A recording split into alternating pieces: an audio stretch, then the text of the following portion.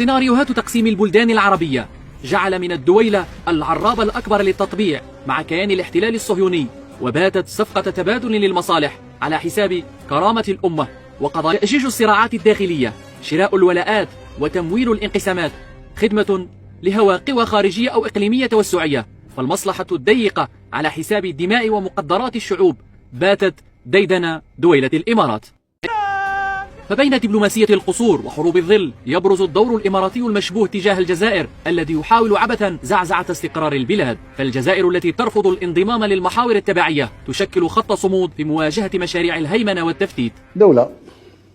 إنما نسميها دويلة يعني باقي زعبطوا هكا، وهو يدخلونا في انتخاباتنا الأولى والثانية، يدخلوا في هذه يدخلوا في هذه، أو يتهدوا وإحنا دوك نفقروا وهم غير بالحكم الدولي.